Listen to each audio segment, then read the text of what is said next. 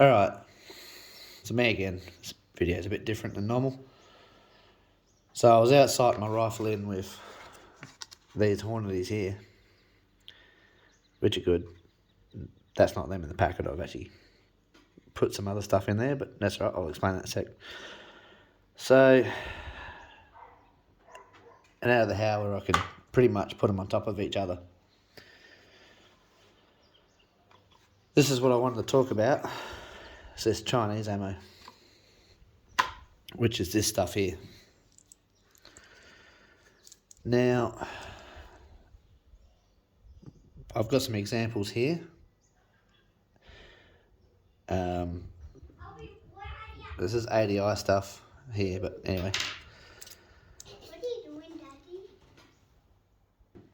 Get up! Focus.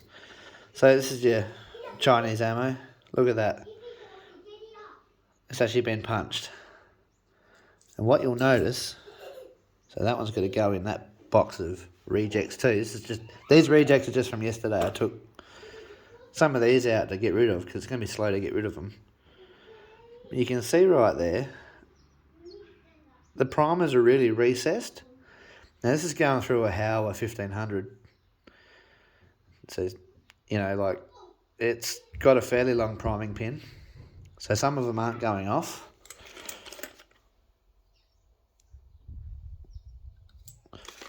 Which is a pain in the butt. I didn't pay anything for these. I got these another way, which we're not going to go into right now. But these are all been punched and they haven't gone off. And of course, you know, like, for safety reasons, you got to sit there for 30 seconds and wait for them. But in the end, they're not warm or anything when you pull them out. They've only got heat transfer from the chamber because I let a few off. I let a packet of 20 off sighting in.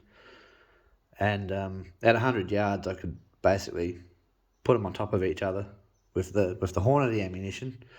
But these things, right, so there's lots of problems with these things. First of all, they're hot and cold. So they'll go off and they'll all sound normal. They'll sound equivalent to any other 55 grain.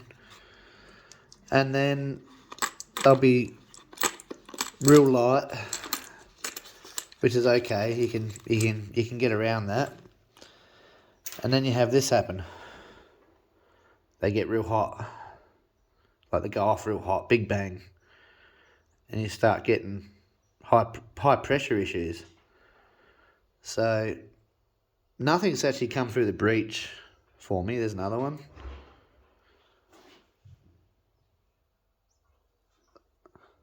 And yeah, so the pin's been putting holes in the primers. These casings will be right to reload and stuff like that. There's nothing wrong with the casings. It's just that when you look at them overall, you know, there's a few heavy hitters there. Some of these I'll get to go off again, but I have to put them in 3 or 4 times and turn them all about. And after the third strike, if they don't go off, I give up on them generally.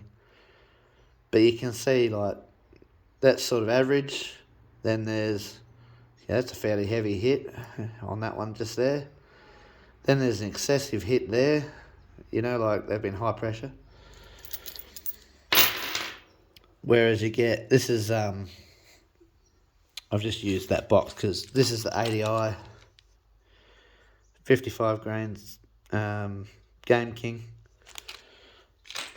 I've just been using this Hornady box because they come in a little packet there. Yeah, these are flush or just very minutely countersunk.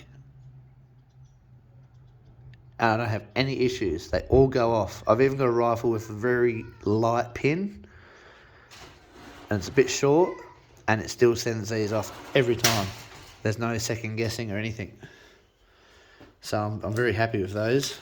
And hopefully they'll perform well tonight. I'll try and check my zero with these. Because I'm thinking that their ballistics are similar to the Hornady.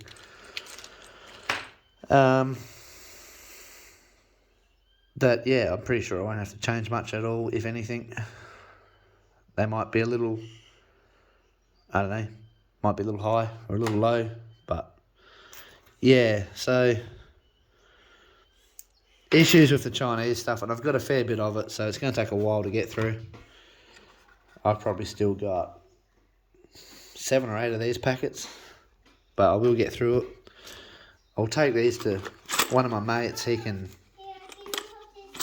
deprime these or something, or we'll try them in a different rifle and see whether we have any more success. But yeah, so yeah, that's all I wanted to make the YouTube video about.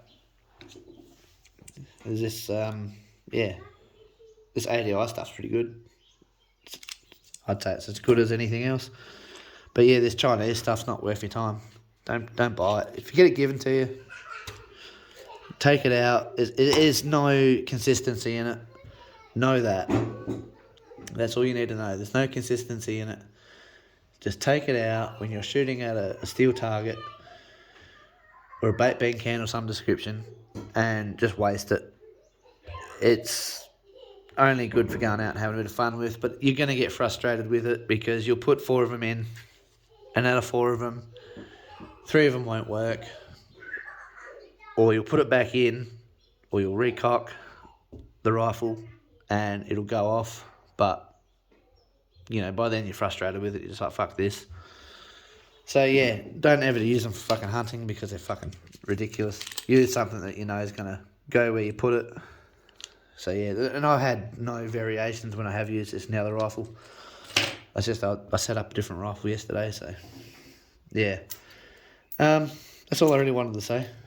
So yeah, I just keep them all.